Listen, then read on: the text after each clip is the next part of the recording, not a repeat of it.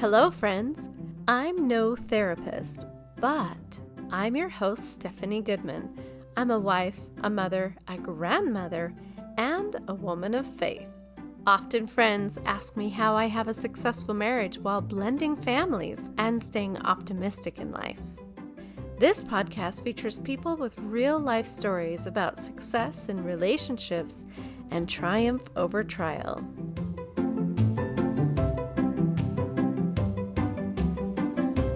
Did you ever wish you had an instruction manual while dating? You wouldn't be the only ones. My guests, Cathy and Jeff Teichert of Loveinlateryears, asked that same question, which is why they wrote the book Intentional Courtship. Today, you can hear their story. Hello, friends, and welcome to another edition of I'm No Therapist, but I'm super excited to introduce my friends, Cathy and Jeff Teichert, and they're sitting in my brand new studio as of today. I'm super excited. Thanks for having us. We're excited too. Well, we're super excited to have you guys here. Thank you for taking the time out of your day to be here. And we're going to get into some delicious discussions. We want to find out what is love in later years. But before I do that, I would love for you to tell me a little bit about yourself. What is your story that brought you together? Wow, it's a long one. Well, we met online on St. Patrick's Day of 2016. Mm-hmm. And so 6 years ago-ish. And at the time, I was dating somebody else, but that's the day we became Facebook friends. I didn't do anything about contacting her or anything because I was dating somebody else. Mm. But when that broke up, I've looked back at our message history. It's about 1,300 pages. But I looked back at our message history, and turns out I messaged her the day after I broke up with the other girl. And she didn't reply. And so I tried again, didn't reply. I thought, okay, one more time. And I mean, this is staggered a week or so in between them. And sent her a message, and the third time she did reply. And that's sort of how it started. Kind of an inauspicious beginning, but... I love that. And so you received his message, but you didn't reply, or did you not receive his message until later? Well, the first message was, hey. And I just don't respond to messages like that. I can appreciate that. And I think the next one was something like, how you doing? Mm-hmm. You know, the kind... that might be a Nigerian fraud alert or something.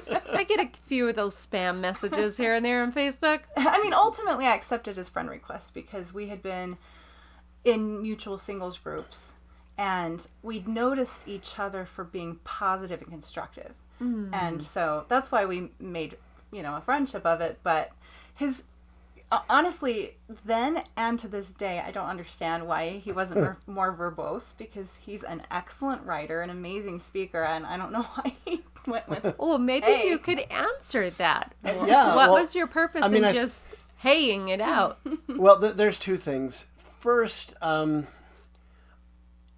I would start off with a relatively short message. Now, maybe a sentence would have been better, but... I would typically start out with a short message because, number one, I don't know if she's really online. So if I write a paragraph and then no response, well, it wasted my time. And so that's part of it. If I found out, if she had said, hey, back or something, then I would have gone into more detail. So that was part of it. And then I had just broken up with somebody. Huh. And... probably wasn't the best time to reach out to a new person right after that. I must have really wanted to, but I think I was emotionally kind of exhausted too. So I wasn't putting a lot into it. Mm-hmm. I remember when I was online, and depending on what I'd experienced is the kind of energy, like you said, that you put into actually communicating or connecting with someone. And after a breakup, you're either in a place where you're extremely hungry for attention, which is not a positive thing, or you're absolutely done with the dating game. So very little effort. I can appreciate that. However, gentlemen, if you're looking to connect with a significant other and you really want to get to know them, hey, is for horses. Let's just say that. Yeah, I probably could have come up with one line that was a little more creative. Which he did the third time, in which he got a response. There you go. Lesson learned. So with Kels, one of the reasons why he piqued my interest was that he sent me a message saying, "You look like a fun mom, and I would like to get to know you better." Now, let me tell you, nobody had sent me a message like that before. It was just that one movement. Instead of commenting on my looks or how come a cute girl like you is in this singled world and different things like that. Yeah, like an obvious pickup line. Right, yeah, exactly. He really commented on me being a mom and that he wants to get to know. Yes. Yeah. Yes. Smart. And I think I did a good job of putting myself out there. I did pictures of me in curlers and some goofy faces and had the kids with me. And at that time, you had this teeny tiny camera at the top of the computer that didn't take the best pictures. But that's what you had. That was a big thing to be able to find the pictures come out of those. The AWOL. Anyway, he really he reached out to me in a more personable way than most of the suitors that were giving me attention. And that's what piqued my interest in getting to know him.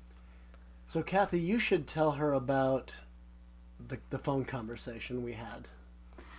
So once we had a phone conversation, which we did before our first date, probably around the 1st of July of 2016, we connected so deeply. I mean, he told me things he hadn't told many, many people, including his second wife. I didn't even know that. I just thought he was open. Yeah. But, there were just things that so many similarities that we discovered in that conversation, and I just remember having really high hopes for the date, because of how well we connected verbally. Over the phone. I mean, we both had those high hopes, but then I think we kind of blew the date because of that. It was so overloaded with expectations that, it's an interview for eternity then. And yeah, that's a lot of pressure. Yeah. A lot of pressure. So it was kind of an awkward date in a lot of ways. It was not the best first date I've ever had. But I would say from that phone conversation, it was a good indication of the kind of conversational chemistry we would have in our marriage. And so did you find yourself going into spiritual conversations? Oh, yeah. Yes. Mm-hmm. Did you laugh a lot? Did you joke? Was humor an important thing for you? For sure. Yeah, well, I think we get each other's humor. We tend to be really more serious people. Okay. And so I think most of our humor is somewhat subtle, but we get it and we laugh a lot. Yep. Yeah. What did you find different about this relationship from the start from others that you'd experienced? Well, was it the connection that you felt strongest about? The connection, and I had read a book a few years earlier by Dr. Greg Bear that had a profound influence on my life. It's called Real Love, and we actually had the privilege of interviewing him recently.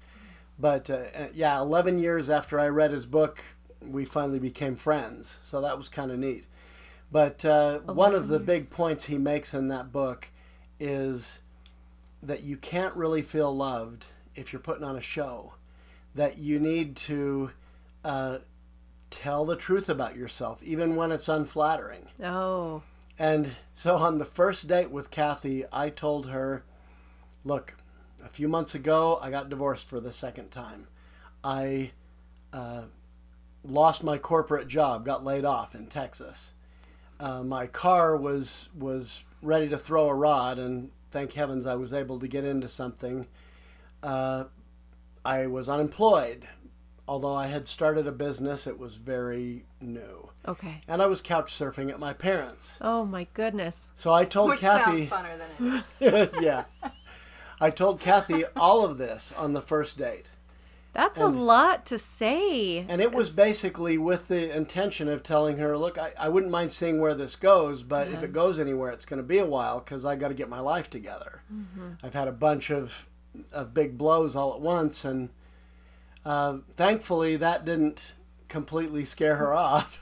And but I think that's one thing we encourage people to do too, is be honest, be authentic, be vulnerable. Mm-hmm. Because then if you tell them who you really are, and I'm not really an unemployed couch surfing kind of guy, but that was the situation I was in at the time. Yeah.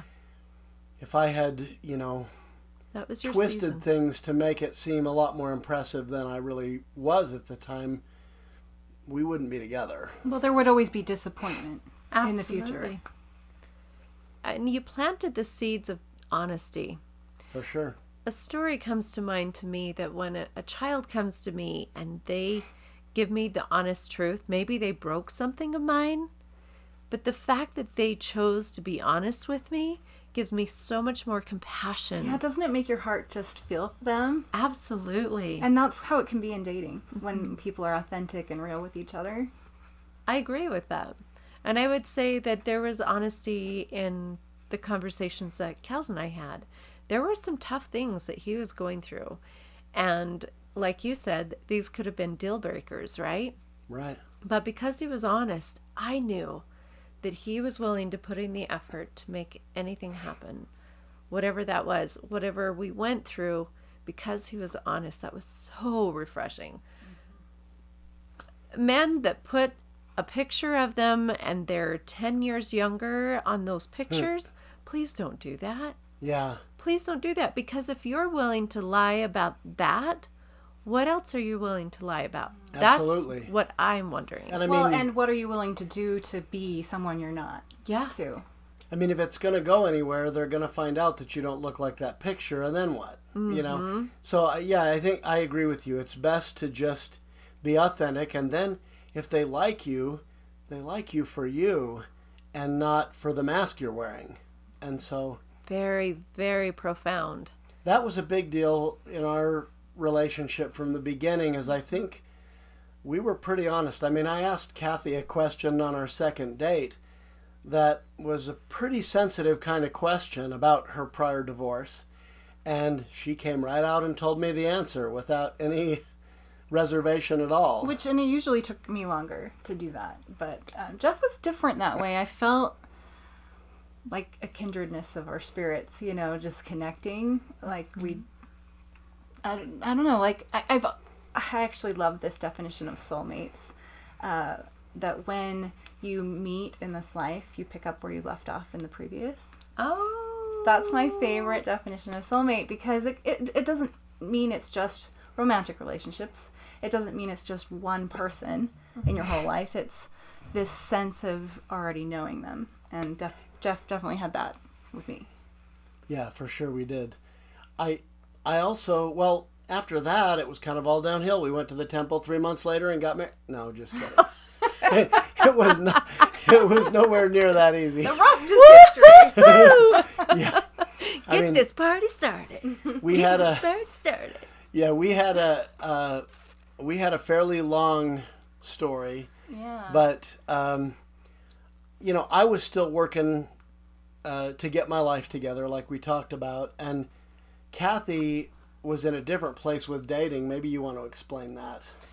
So I was very prepared in the financial realm and in the family orientation. I had my own home, and everything was there for me. Yeah, her life was in order that way. Yeah, it was very in order. But I was terrified of commitment, which is weird because I spent 14 years being married to my first husband. Okay. A year and a half being married to my second husband. And I hadn't been single all that much, but I didn't want to get trapped in the wrong relationship. Like, I didn't want to feel like I made a bad choice. Right. And I don't think that was true of my first 2 marriages. In fact, I believe very strongly that they were both part of my path in life, and I was meant to learn from them and grow from them. And even from the pain and the challenges that came with the divorces. Yes. But I really wanted the third time around to be really wonderful, or I didn't want it. And that's where I was at. And I dated a lot of people. She was serial dating. I was very much playing the serial field. There is nothing wrong with there serial isn't. dating. Except it got complicated. It got very complicated. To keep all the details of But for of me who to did just what? own myself, my life, my choices, I needed that for a while. I really needed that. And I think I still have that with Jeff, which is awesome and very refreshing. We give each other a lot of independence in our marriage. I don't feel trapped. I don't feel coerced or manipulated or that I'm in a situation where I have to make, a choice between 2 bad choices, Yeah, we have a great time, and I'm so grateful for that. And I'm really glad that I got really intentional about seeking the very best match for me. I didn't know it was Jeff when I met him. It took us a while to figure this out. Well, in fact, she turned me down when I asked her for another date. And what she said was, I want to hold off. And so I was disappointed, but we kept in touch. And she said she wanted to keep in touch. And then one night we were both feeling lonely, and we decided to get together for a NICMO. This is real, people. Just being honest. We can do that. Just being honest. But it started us dating again, actually. It jump-started the relationship. Yeah, physical affection can do that. And I mean, you got to have the chemistry. right. It's got to be there. Yep. And so we started dating again. And then, I don't know how long it was. It seems like it was a couple of months. But she was... Cathy, I don't want to say that she was insincere, because I don't feel that way at all. But she was very expressive, and I think maybe with multiple people. So she tells me one day, there was this guy I was in love with last year, and it didn't work out because there were certain things where we were fundamentally incompatible, but it was really hard. And she said, but I really loved him. And she says, for the first time since then, I'm starting to feel that way. She's talking to me. And then a week later, she broke up with me again. Well, what's funny is we've since figured out that they're very similar. Like, very similar in nature. So this first guy I met and really fell in love with, very similar to Jeff. They're really good buddies. They go to wings. He came to our set ceiling. Actually, he also cooked wings at our reception. Oh my goodness. Wow. So there can be friendships even through courtships that did not stay. Yeah, oh yeah, no, I stayed I was friends his with him lawyer. the whole time I was dating. He actually was open to me talking to him about my relationships, and we just stayed really good friends the whole time I was single, and now into marriage we're friends, all together. So looking back on those experiences, can you see where maybe he had a part in that chapter of your life? Oh, he always told me he was the standard setter for me. Then I ended up with someone very similar. Even their quirky senses of humor. Everything. Oh, that's so It's awesome. funny to see them together. That's great. I have a question for you. Do you feel did you do some work yourself personally to get to a healthy place of attracting a healthy relationship? And you too? Oh, yeah, for sure. We always tell people we connected over personal development. We would talk about the books we were reading, and even when both of us were going to counseling, different therapists, but we would talk about our experiences doing that and what we were discovering and all of that kind of stuff. because if you've been through a divorce or two, you got some baggage and some things to deal with. Right. And we were both doing that. And I always found it very refreshing that Jeff did that. I mean, I didn't even know there were guys out there that did that. Like, it was so awesome. And that was always there. I think more in the realm of the way in which we weren't married ready to marry. Weren't ready to go all the way with our relationship. I was scared of the commitment and he wasn't ready, like, financially, and so we just had some personal things we were still working out in the process of getting to know each other. Yeah. And we along those lines, I had a therapist that was, I walked into the room and took one look at her and thought, this is never going to work. She looked like a little girl. She looked like she was 15 years old. And in reality, she was 28, so she was almost 20 years younger than I was then. Okay. Close to the same age as my son. Oh, my. But I thought, well, I'm here. I'll give her a shot and see how this works. And lo and behold, we had a good connection. She kind of got me almost from the beginning. And so I saw her for 1.5 years.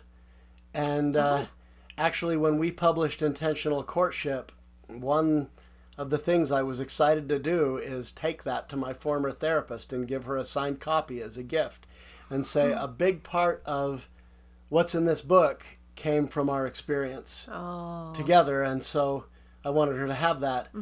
And that's a little indication of what that experience meant to me. So yeah, there are guys out there that will look at themselves and deal with stuff, and and really, well, whether you're a man or a woman, if you've been through a big loss, a big significant relational family kind of loss, there really is not another choice that's good than to work on the healing part of yourself. Because if you aren't healed, if you're not whole, you can't move on and develop other healthy relationships. It's impossible. Yeah. This is the reason why sometimes when we're in the dating world that we embrace that same kind of personality without recognizing it. You will appreciate this, but just about a week ago, Jeff said, "We're getting boring." And I said, well, if this is boring, I will have it. I love it. I absolutely love it.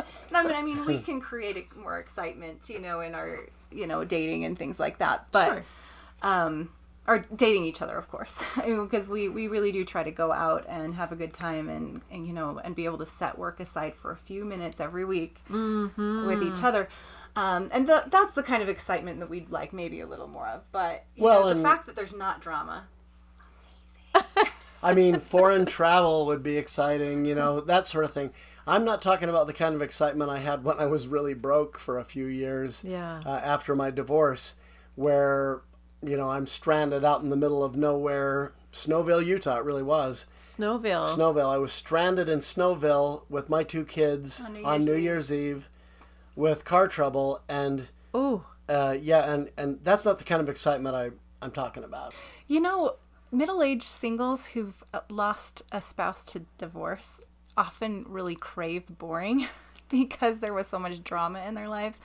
And this is where I think that idea for me comes from, is just, if there's not drama in our marriage and we're comfortable and, if it's not super exciting for a minute, I'm good.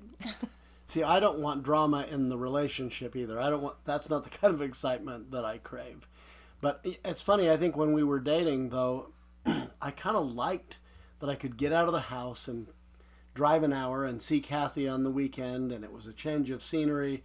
And she's more of a homebody, and she kind of likes to be home and just sort of doing her own thing. And we have often said that I'm the sail, she's the anchor.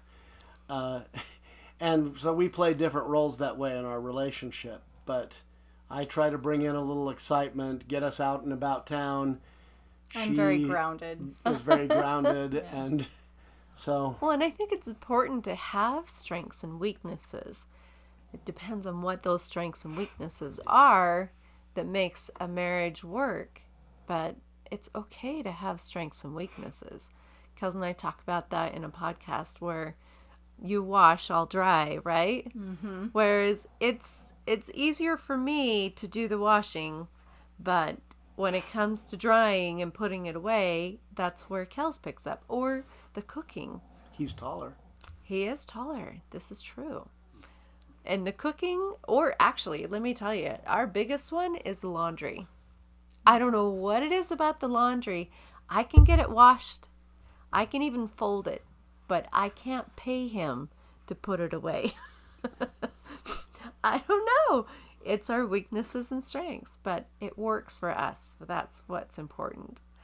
So I want to go into a little bit of triggers because I remember when Kels and I were dating that there were certain things that happened in my past relationship that would be almost like a ghostly experience.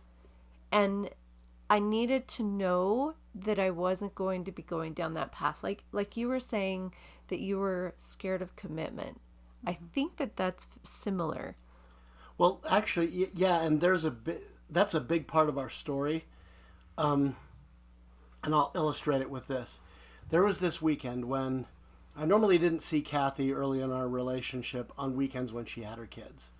But this one weekend she did, and I was going to be in town for my niece's baptism.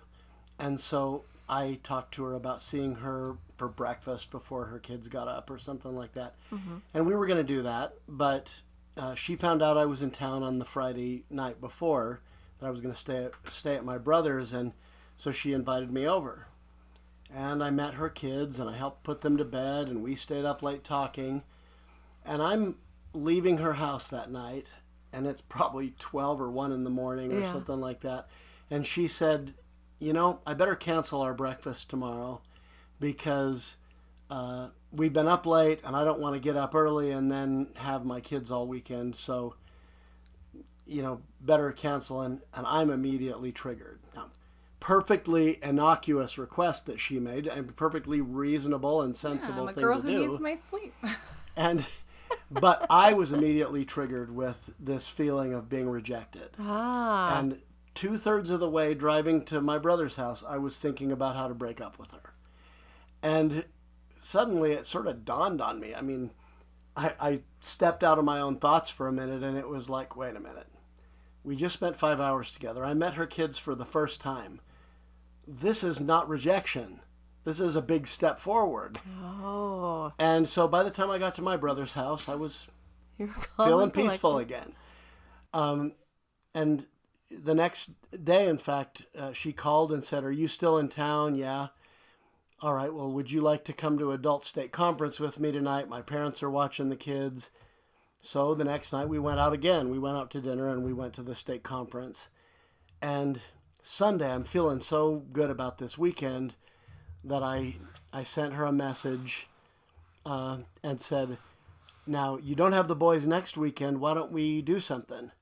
And she said, "Oh, yeah, that sounds good, but my sister's coming into town from New York, and I don't see her that much, so I need to know what her schedule is before I can commit to anything." And immediately I'm triggered again, and I'm thinking, oh, sure, this is like that movie, Can't Buy Me Love, Ronald Miller, Cindy Mancini, and she tells him, "I'll be washing my hair out of the country." Does she even have a sister? Does she even have a sister? And so I'm totally triggered thinking about this. And I went into my therapist the next day, and I came to my senses. But I told her the whole story, and I said, "Why am I crazy like this?" And her statement, I'll never forget what she said. It's in the book, too. She says, "Seems real, feels real, it's very powerful." And she says, "Even though it's lying to you." Wow. And she talked to me a lot about cognitive distortions and how we get triggered because there's something in our past that, I had 15 years of rejection in my first marriage. And so any little hint I got of rejection from Cathy was, sending me spinning. Yeah. And here's the rub with this. Cathy had the opposite sensitivity. Anybody that wants to get too committed, she's scared, feeling overwhelmed. So the more I wanted reassurance and connection, the more she was like, get me out of here. Wow. And so that was a big part of our dynamic during the first period of time that we dated. Is even though I wasn't ready to get married yet, I wanted more commitment and just see where things went. And I didn't want to get into a relationship that couldn't go to marriage as quickly as we wanted to. So we had kind of opposite sensitivities in that regard, and we triggered each other left, right, and center. I can appreciate that. Was there something that was triggering for you in that dating process? I think Jeff explained it pretty well. Yeah? That it was an opposing sensitivity where he wanted reassurance and I wanted autonomy. And he wanted commitment and I wanted to take it at my pace, and it wasn't his pace, and there wasn't that compatibility factor there yet. There were a lot of tense conversations about this whole subject. And we've explored it in detail together. Yeah. But I know when Kels and I were dating, messages on the phone was a big one, and emails for me was a big one. And like you said, it was real. It felt real. It was a real experience. And the fact that Kels allowed me, without guile, to look through his pictures, look through his emails, helped me to be in a space where I could heal myself. I didn't have to play those same games. And it was very apparent. And it helped me to be in a healthy place. Well, it probably grew trust between you, right? Absolutely. Absolutely. And I feel like when you have come from a story and you're bringing another person into your life, you have to give each other graces to be able to go through that. I realize this person is not this person. And right. I need to not hold those things over them. Right. This is not rejection, and it's not her responsibility to deal with all my triggers. That's my job. And she was always good about it. In fact, I wrote her, speaking of being vulnerable, I wrote her a letter after that meeting with my counselor, and explained to her the whole thing I had gone through that weekend. And I was careful to say, none of this was your fault. You did things that were perfectly reasonable. I was just triggered because of past experiences. And again, it felt a little scary to write her that letter, and yet her response was beautiful. And it was wise and insightful, and basically telling me, look, it's good that you're making these discoveries about yourself, and you're wise in the way you're trying to deal with it, and all of that. And I mean, if anything, that made us closer. Yeah. So you decide that you're going to get married. You're finally at a place where you feel like you've moved through a bunch of things together. You're at a space where you're willing to be committed. A year after we broke up. The third time. Well, yeah, so we dated on and off 2016. All of 2017, just friends. She broke up with me 2 days before Christmas. Yeah, my timing was never good. But anyway, so we'll just fast forward through that 2017 where we were pretty good. We did grow a pretty good friendship. And we started spending a little more time together towards that end of that year. And then I started wondering if he was interested, but I was dating 2 other people. And it turns out he was dating 2 other people. But we had this boundary where we didn't talk about that. I didn't want to hear who she was dating, or especially didn't want to be around when they were around, that sort of thing. So when he wrote me the letter and I got this big thick we haven't envelope, mentioned the letter yet. Oh, the letter. That letter he wrote on New Year's, because New Year's is his holiday to do things. We should say too that Christmas and that New Year's. during 2017, that year where we were just friends, we connected a lot about personal development We did. over that time. We read scripture together. We read some of the same books. He invited me to some of the most special things in his family's, Right. like his son's homecoming and the Minerva Teichert art exhibit at BYU. Oh, He yeah. knows I love her art. And anyway, so yeah, lots of cool, fun things we did as friends, but we never held hands. We never kissed. Like, there was no reversion to, like, dating at all. Yeah, not for a while. Yeah, whole year. Whew. Yeah. So, yeah, we spent a whole year dating other people. And I started, toward the end of 2017, I started praying because initially there were 3 girls. And one of the, and I knew I was going to have to decide between them because they all had more serious intentions. And one of them, who I think may have been the wisest of the 3, said to me, I'm going to break up with you because you're still in love with Cathy. And I think you need to pursue that. It was like a revelation. And she, the funny thing is, I didn't know this, but she had communicated with Cathy initially through a mutual friend they had to find out if I was a good guy. And I told him, of course he is. He's great. Go for it. And I must admit, when I heard the from webs. her what Cathy had said about me, I thought, maybe there's a chance. So crazy. Anyway, and that woman is still a mutual friend to us and great person. I mean, so it was down to 2, and I kept praying to God, all right, which way should I go? And the answer I kept getting is, the woman you love is right in front of you, and it's not either of these 2. So I stayed home New Year's Eve, and I watched We Bought a Zoo. Have you seen that?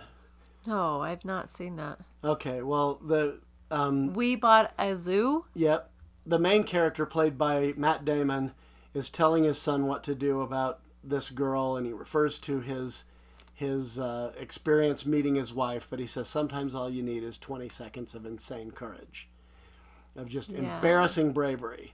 So I wrote this very vulnerable letter telling her exactly how I felt. I said, I can't move ahead with anybody else unless I know what my options are with you. And if you've wondered if you still have my heart, yes, you do, the whole thing. And basically told her I wanted to date for marriage. And And that 20 seconds of insane courage happened when I dropped it in the mail. I And can then when I appreciate that. Because I knew it was going to change things, no matter whatever she decided, I knew things would never be the same. She had the choice to either back up and close things up or be willing to move forward. Right. It was That is scary. all or nothing at that That point. was the scariest Yeah. part of it, because I had really grown to, enjoy our friendship and love her as a person as well, not just romantically, but And there was a lot of real love in that letter. So much more mature, I think, than the grasping that he did when he wanted reassurance. He said, I will love you no matter what you choose. I will always appreciate you. Like, there wasn't an ultimatum in it at all, which really meant a lot to me. Yeah. Because I think that's one of the things I was looking for, is someone who ultimately and foundationally would be my friend no matter what happened between us. And I think, too, that when we're in that space of neediness, it is naturally a reflective energy. right. If you need money, you don't get money. If you need a friend, imagine this. When you need a friend, or if a friend is needing you, there is just kind of a protective. Right. It overloads the friendship. Yeah. Yep. Yeah. So the fact that you're at a healthy space of, here's my feelings. Oh, yeah, that was an amazing year for a whole lot of reasons. I mean, I went to China as part of a business delegation, which was a thrill.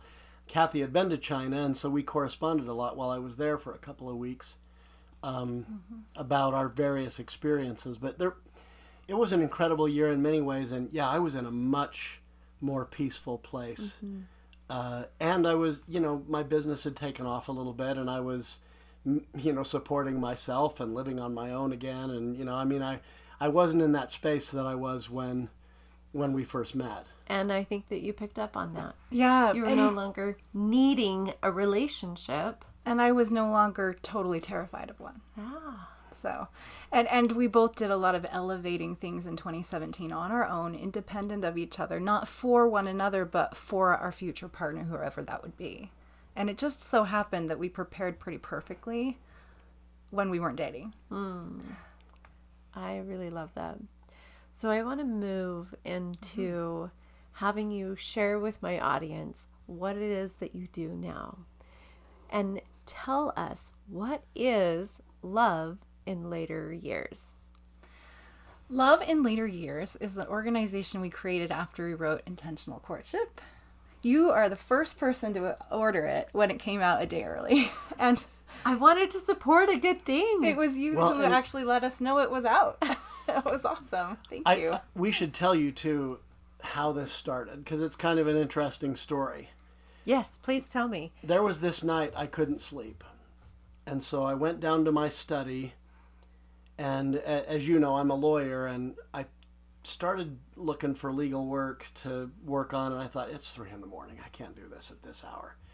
And so I was just kind of browsing through my computer, and I remembered I had started 5 years ago to write a book on relationship development for mid-singles, because I had felt for a long time like mid-singles are the most underserved community or demographic in the church. Oh, yeah. And so I had started writing this book, but I realized after I'd written portions of 4 or 5 chapters, I'm really not ready to write this book. I need more distance from, the frustration and the situations. And so next morning, I read it. I read what I had written, and I thought, this is actually pretty good. And so I wrote more that night. I mean, I wrote more in the chapters that I had written. And I told Cathy about it the next morning. And immediately she said, I want in. Now, where were you in your relationship at this point? We were married 2 years. We've been married 2 So years. we've skipped forward quite a bit. Yes. We didn't get married thinking we're going to start this organization. No, not at all. I told her about this book that I had wanted to write back when and thought maybe it was time, and it was an idea that had possibilities, and then she immediately got enthusiastic about it.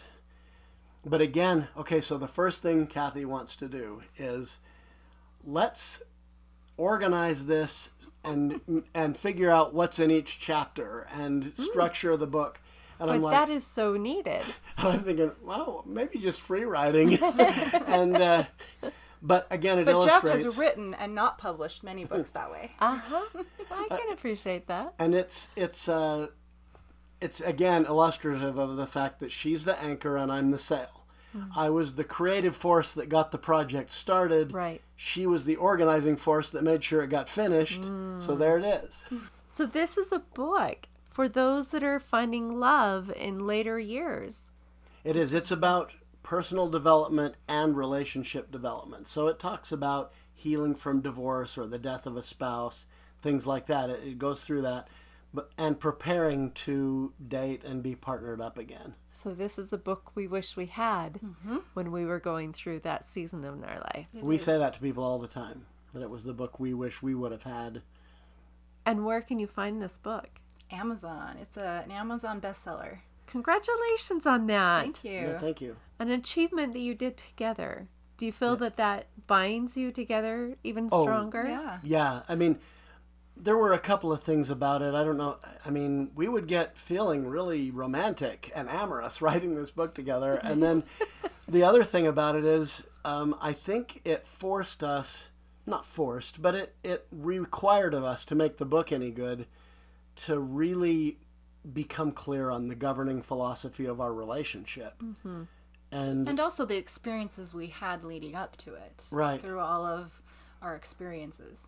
so it involved a lot of self-reflection. And so our marriage got better for sure because of that, as well as just the connection of doing it together. Oh, I love that.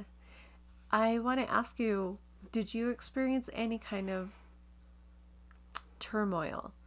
Were there some troubles in writing this? Did you feel that you had the adversary at your back? Oh, there was a time I was writing the chapter where we touched on breaking up the second time. And I'm reading this chapter, I'm writing it, and I'm reading it, and I'm adding things, and she comes into the room, and... Well, he's going through all of our correspondence to write it really well, to include some of the things we said and when we said them and everything. All the details. Research on ourselves through our texts and And she says, you know, how's it going? And I said, kind of upset with you right now. So... Because all the feelings came back. I was being It's like waking by... up from a bad dream, right? You know what you did in my dream last night? I think we can talk. Well, I mean, I realized it was stupid, and I got over it pretty quickly, but... Well, I remember thinking, we've been married for like a few years. I chose you. Yeah, exactly, and she said that, too. Did that help you to move through that space? Oh, yeah, you know, I mean, I realized it was ridiculous, Yeah. but it triggered all my self-doubts about rejection and all that stuff again. Oh, man. And so, yeah, that's something I still work on, even though, you know, this is by far the best relationship I've ever had. And I do trust her, and, you know, when I'm in my right mind, I realize what a great thing it is, but... You know, those old traumas die hard sometimes. Yeah.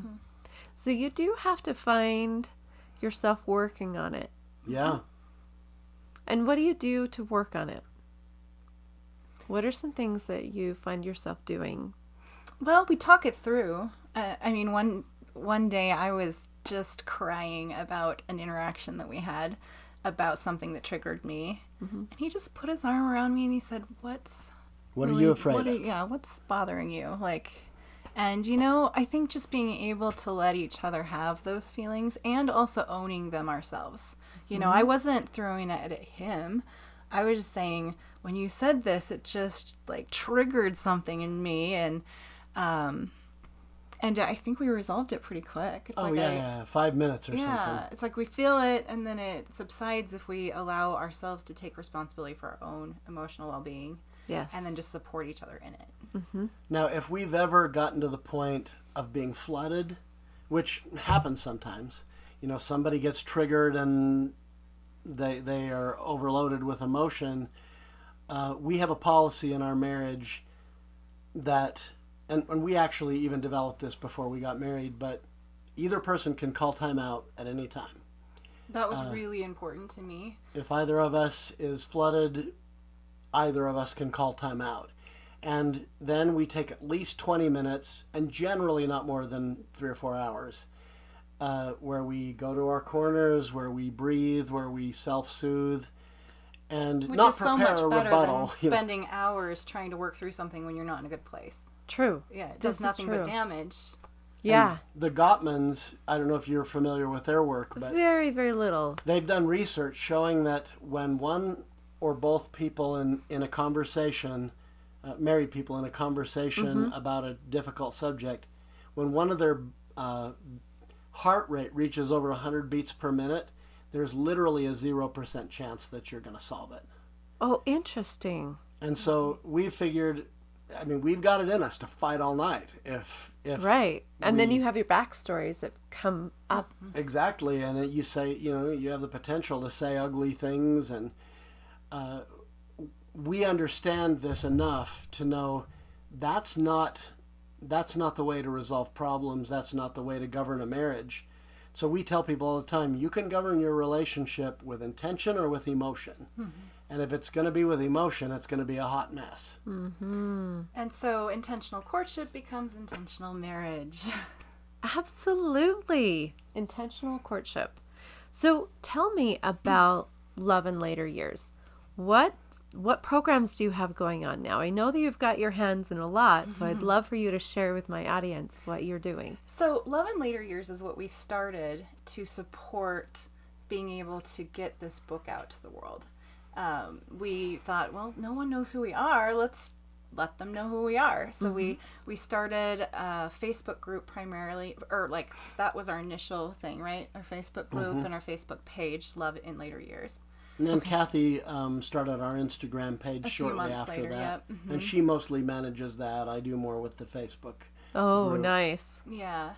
But yeah, we both are participating in everything pretty equally and passionately. So then from there, I believe... So then Jeff was writing an article basically every day in our Love and Later Years group and, sharing it. And then we've grown to, I think, over 1,300 members now. Fantastic. And it's a great, I love the energy in the group. Because you get in singles groups and sometimes they can be really negative and sometimes people can really just kind of rant about their lives and how horrible it is. And we like to tackle those hard subjects. We like to be, a voice of awareness for those really hard things but with a positive, hopeful message along with that, because, we have that. We have that with each other, and we have that with our, in our observation of other couples who've made it through really hard things. So we had the Facebook group, the Instagram account, and we also have a website that we started developing around that time. Loveinlateryears.com. Okay. And so that came about, and then I think the next thing after that was our podcast, which is called Lily Pod. Yeah. So after a while, we figured out that Love in Later Years had a cool acronym, which is LILY, Lily. Yes. So Lily Pod became our podcast. Okay. I think in March or so of 2021, I think. Something like that. Yeah, we wrote the book the summer of 2020, but we didn't publish it until the fall of 2021. It took us over a year to get it to print form, and because we're just very, very particular about. We had it professionally edited 3 times, and we had a lot of beta readers, and we applied a lot of their suggestions, and it took a long time. It's a big book, and it's very comprehensive, so. Yeah. And we did have a relatively good-sized audience when the book came out. So in some ways, maybe that was better, but we also developed LilyTube, which is our YouTube channel, and we're getting 20,000 odd views a month on there. And we would like to encourage whoever is listening to this to go and search for LilyTube, 2 words, LILY, tube, and subscribe to our channel, because we're trying to reach 1,000 subscribers right now. That's our big goal. And I love the opportunity that you're putting out there for people to be able to connect, to get advice in their tender place, right? To get support. Yeah, and we're life it's coaches too. I don't know if we mentioned that. We haven't yet. So about halfway through this whole process, we both got certified. And before we ever met each other, we actually both got our undergraduate university bachelor degrees in family and human development. So we each have a degree in family science. Oh. And then we went together to get our life coach certification that goes really well with that degree. And so we each have a couple handfuls of clients and that we see regularly, and we love it. We really love it. It's really fun. Yeah. So when do you release your podcast, and where is it at?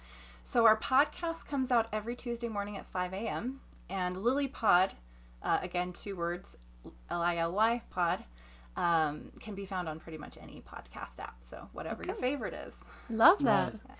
And who do you say this is for? Oh, that's a good question. Yes. So this is for anyone beyond the possibility of a first marriage in their 20s. Okay. So if you're 27 years old but you're divorced and have a kid, or even don't have a kid, Or widowed. Yeah, anything like that, then we still think of you as a mid-single. Mm-hmm. And if you're 65 and no longer welcome in a mid-singles ward in our church, you're still a mid-single. You are a mid-single whenever you get to that point where life gets, and love and relationships get a little more complex. Mm-hmm. And we face those complexities, and we discuss them, and we support people in them. And this is a community. Mm-hmm. Yeah, it's a movement. There is definitely a different flavor in our group from any group that I belonged to when I was a mid-single. There's not a lot of man-hating and woman-hating in it. People tend to try to be constructive, and when somebody makes a comment like, oh, I can't get anybody to go out with me, or whatever the comment they might make, the group kind of rallies around them and encourages them. So it's a place. It's really positive. It's a safe that. place to ask your questions, to express your vulnerabilities, and to have people show up with loving energy. Now, there was a person early on that made all kinds of negative comments about men. And do you know what I'm talking about? Oh, yeah. Cathy? He offered her a free life coaching session. And in one session, her whole paradigm and her entire attitude completely shifted. Yeah, now she's like one of the most positive people in the group. And what do you think that came from? Shifting her thoughts. There were things like, okay, you're saying that men aren't honoring their priesthood because they're not stepping up and asking you for dates. Is there a more empathetic thought that you could try on? She says, well, maybe they're scared. Okay, so let's go with that a little bit. Let's try some different thoughts on. And which of these thoughts gives you more peace, and which of them hurts you? Well, I just sort of walked her through that she had choices about how to interpret the situation, and some of those interpretations were going to give her anxiety, and some of them were going to tend toward peace, and so she obviously had to do the work and come to those conclusions. I mean, she must have been ready for that, but I also think it speaks to how gifted of a coach Jeff is. I mean, to have that big of a shift in one session. I'm so grateful that you shared a personal story of how your system has helped others. And I know that it will be touching so many more lives as long as they are willing to do the work to step out and to reach out to you.